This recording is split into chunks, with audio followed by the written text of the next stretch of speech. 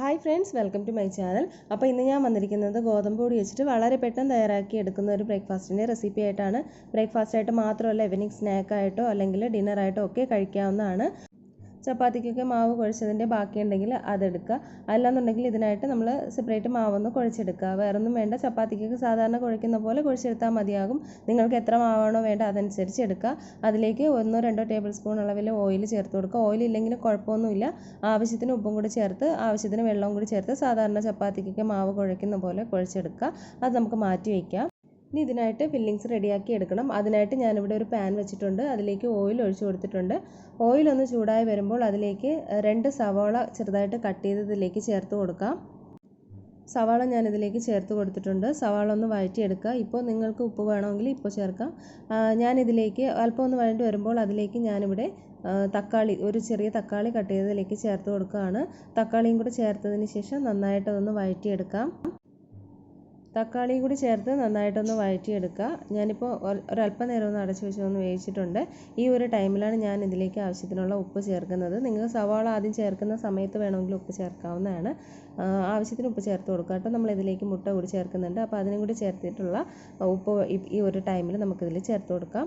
അപ്പോൾ തക്കാളി കൂടി ഒക്കെ ഒന്ന് വഴണ്ട് വരുമ്പോൾ നമുക്കിതിലേക്ക് വേണ്ടിയിട്ടുള്ള പൊടികൾ ചേർത്ത് കൊടുക്കാം. ഒരല്പം മഞ്ഞൾപ്പൊടി ചേർക്കുന്നുണ്ട്. 1/2 ടീസ്പൂൺ അളവിൽ മല്ലിപ്പൊടി ചേർക്കുന്നുണ്ട്. അതുപോലെ ഒരു 1/4 ടീസ്പൂൺ അളവിൽ മുളക് പൊടി ചേർക്കുന്നുണ്ട്. പിന്നെ കുറച്ച് കുരുമുളക് പൊടി. ഇതെല്ലാം കൂടി ചേർത്തിട്ട് ഇതൊന്ന് മിക്സ് ചെയ്തെടുക്കാം. കുരുമുളക് പൊടിയും മുളക് പൊടിയൊക്കെ നിങ്ങളുടെ എരിവിനനുസരിച്ച് ചേർത്ത് കൊടുക്കുക കേട്ടോ. കാരണം കുട്ടികൾക്ക് കൊടുക്കുകയാണെന്നുണ്ടെങ്കിൽ മുളക് പൊടിയുടെയൊക്കെ അളവൊന്ന് കുറച്ച് ചേർക്കുക. ഞാനും ഇവിടെ കുറച്ച് മാത്രമേ ചേർത്തിട്ടുള്ളൂ. അപ്പോൾ അതിൻ്റെ ഒരു പച്ച സ്മെല്ലൊക്കെ ഒന്ന് മാറി വന്നിട്ടുണ്ട്. ഇനി ഇതിലേക്ക് ചേർത്ത് കൊടുക്കുന്നത് മുട്ടയാണ്. അപ്പം മുട്ട കൂടി ചേർത്ത് കൊടുത്തിട്ട് നിങ്ങൾ 2-3 മുട്ട നിങ്ങൾ എത്രയാണോ എടുക്കുന്നത് അതനുസരിച്ച് എടുക്കുക കേട്ടോ. മുട്ട കൂടി ചേർത്ത് കൊടുത്തതിന് ശേഷം ഇതൊന്ന് ചിക്കി എടുക്കുക. അപ്പോൾ മുട്ടയൊക്കെ നല്ലതുപോലെ തന്നെ ഒന്ന് ചിക്കി എടുത്തിട്ടുണ്ട്. ഇനി ഇതിലേക്ക് നിങ്ങൾക്ക് കറിവേപ്പിലയോ മല്ലിയിലയോ ചേർക്കണമെങ്കിൽ ചേർക്കാം. ഇനി ഇതില്ലെങ്കിലും കുഴപ്പമൊന്നുമില്ല. അപ്പോൾ നമുക്കിതൊന്ന് ഗ്യാസിൻ്റെ ഫ്ലെയിം ഓഫ് ചെയ്തിട്ട് ഒന്ന് മാറ്റി വയ്ക്കാം. ഇനി നമുക്ക് ചപ്പാത്തിക്കുള്ള മാവ് എടുക്കാം. ചപ്പാത്തി മാവ് ബാക്കി വന്നതോ അല്ലെന്നുണ്ടെങ്കിൽ 1 കപ്പ് ഗോതമ്പ് പൊടിയിൽ ഉപ്പും വെള്ളവും ചേർത്ത് കുഴച്ചെടുക്കുക ചെയ്യാം. ഇനി അതിൽ നിന്ന് ബോൾസ് ആയിട്ട് എടുക്കാം, ഓരോ ഉരുളകളായിട്ട് എടുക്കാം. ഗോതമ്പ് പൊടിയിലൊക്കെ ഒന്ന് മുക്കിയതിന് ശേഷം ഒന്ന് പരത്തിയെടുക്കാം. ചപ്പാത്തി പ്രസ്സിൽ വെച്ചോ അല്ലെന്നുണ്ടെങ്കിൽ ചപ്പാത്തി വലകയിൽ വെച്ചോ നമുക്കൊന്ന് പരത്തിയെടുക്കാം. അത്യാവശ്യം കട്ടിയിലാണ് ഇത് പരത്തിയെടുക്കേണ്ടത്. തീരെ നൈസായി പോകരുത്. അപ്പോൾ ഞാനിവിടെ ഇത് ഓരോന്നായിട്ട് പരത്തിയെടുത്തിട്ടുണ്ട്. എല്ലാം തന്നെ പരത്തിയെടുത്തതിന് ശേഷം നമ്മളിത് തയ്യാറാക്കുന്നതായിരിക്കും കൂടുതൽ എളുപ്പം കേട്ടോ. അപ്പോൾ നിങ്ങൾക്ക് എത്ര വേണോ അതിനനുസരിച്ച് പരത്തിയെടുക്കുക. ഒരെണ്ണം തയ്യാറാക്കാനായിട്ട് 2 ചപ്പാത്തിയുടെ ആവശ്യം വരും.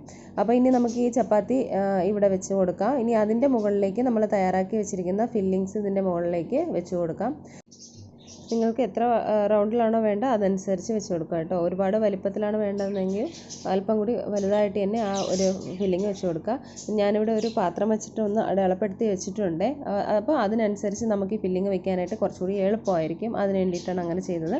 ഇനി ഇതിൻ്റെ മുകളിലേക്ക് നമ്മൾ പരത്തി വെച്ചിരിക്കുന്ന ചപ്പാത്തി മാവ് അത് വെച്ച് കൊടുക്കാം. നന്നായിട്ട് തന്നെ ഒന്ന് പ്രസ് ചെയ്ത് കൊടുക്കുക. ഇനി ഇതിൻ്റെ മുകളിലേക്ക് നമുക്ക് പാത്രം വെച്ച് ഇത് വെച്ച് കട്ട് ചെയ്യുമ്പോൾ നല്ല ഷേപ്പിലുള്ള ഒരു സ്നാക്സ് ആയിരിക്കും നമുക്ക് കിട്ടുന്നത് കേട്ടോ. പാത്രം തന്നെ വേണമെന്നില്ല, ചില പ്ലാസ്റ്റിക് ടിന്നിൻ്റെ അടപ്പ് വെച്ചിട്ടും ചെയ്യാവുന്നതാണ്. അപ്പോൾ എല്ലാം ഇതുപോലെയാണ് കട്ട് ചെയ്തെടുക്കേണ്ടത്. നല്ല റൗണ്ട് ഷേപ്പിലുള്ള സ്നാക്സാണ് നമുക്കിപ്പോൾ കിട്ടിയിരിക്കുന്നത്. ഇനി ഇത് ഫ്രൈ ചെയ്തെടുക്കാനായിട്ട് ഒരു പാനിലേക്ക് എണ്ണ ഒഴിച്ച് കൊടുത്തിട്ടുണ്ട്. ഒരുപാട് എണ്ണയുടെ ആവശ്യമൊന്നുമില്ല, വളരെ കുറച്ച് എണ്ണ മാത്രം മതിയാകും. ഇതിലേക്ക് നമുക്ക് അത് വെച്ച് കൊടുക്കാം. ഷാലോ ഫ്രൈ ചെയ്തെടുത്താൽ മതിയാകും കേട്ടോ. ഇനി ഇത് തിരിച്ചിട്ട് ഒന്ന് ഫ്രൈ ചെയ്തെടുക്കാം. അപ്പോൾ ഇതുപോലെ തിരിച്ചും മറിച്ചും ഇട്ടൊന്ന് ഫ്രൈ ചെയ്തെടുത്താൽ മതിയാകും. പെട്ടെന്ന് തന്നെ അത് വെന്ത് കിട്ടും. വളരെ പെട്ടെന്ന് തന്നെ തയ്യാറാക്കി എടുക്കാൻ പറ്റുന്നൊരു റെസിപ്പിയാണിത്. ബ്രേക്ക്ഫാസ്റ്റ് ആയിട്ടോ ഈവനിങ് സ്നാക്സ് ആയിട്ടോ അല്ലെങ്കിൽ കുട്ടികൾക്ക് ടിഫിനിലോ ലഞ്ചിനോ ഒക്കെ കൊടുക്കാവുന്നതാണ്. നിങ്ങൾക്ക് വളരെ എളുപ്പമാണ്. രാത്രിയിലൊക്കെ ചപ്പാത്തി മാവ് റെഡിയാക്കി വെക്കുകയാണെന്നുണ്ടെങ്കിൽ പിറ്റേന്ന് രാവിലെ തയ്യാറാക്കാൻ വളരെ എളുപ്പമാണ്. 2 മുട്ടയും ഉണ്ടെങ്കിൽ. അപ്പോൾ ഇതുപോലെ തന്നെ ബാക്കിയുള്ളതെല്ലാം നമുക്ക് റെഡിയാക്കി എടുക്കാം. ഇനി എണ്ണ ഇല്ലാതെ നിങ്ങൾക്ക് തവയിലിട്ട് ജസ്റ്റ് ഒന്ന് ചുട്ടെടുത്താലും മതിയാകും മുതിർന്നവർക്ക് കഴിക്കാനായിട്ട്. അപ്പോൾ എല്ലാം തന്നെ ഞാനിവിടെ ഇതുപോലെ തന്നെ റെഡിയാക്കി എടുത്തിട്ടുണ്ട്. ഇതധികം എണ്ണ പിടിക്കുന്ന ഒരു പലഹാരമൊന്നുമല്ല കേട്ടോ. അപ്പോൾ ഉറപ്പായിട്ട് നിങ്ങൾ ട്രൈ ചെയ്ത് നോക്കുക. നല്ല സോഫ്റ്റാണിത്, നല്ല പഞ്ഞി പോലെയാണ് ഇരിക്കുന്നത്, നല്ല ടേസ്റ്റുമാണ്. അപ്പോൾ ട്രൈ ചെയ്ത് നോക്കുക. ട്രൈ ചെയ്ത് നോക്കിയിട്ട് ഇതിനെക്കുറിച്ചുള്ള കമൻറ്റ് അറിയിക്കാൻ മറക്കരുത്. അതോടൊപ്പം റെസിപ്പി ഇഷ്ടമാവുകയാണെന്നുണ്ടെങ്കിൽ ലൈക്ക് ചെയ്യാനും ഷെയർ ചെയ്യാനും എൻ്റെ ചാനൽ സബ്സ്ക്രൈബ് ചെയ്യാനും മറക്കരുത്. സബ്സ്ക്രൈബ് ചെയ്യുമ്പോൾ ബെല്ലൈക്കനും ഓൾ ഓപ്ഷനും കൂടി ഒന്ന് ക്ലിക്ക് ചെയ്യണം, എങ്കിലേ വീഡിയോസിൻ്റെ നോട്ടിഫിക്കേഷൻസ് കിട്ടുള്ളൂ. പുതിയൊരു വീഡിയോ ആയിട്ട് വീണ്ടും കാണാം. അതുവരേക്കും എല്ലാവർക്കും ബൈ. Thank you.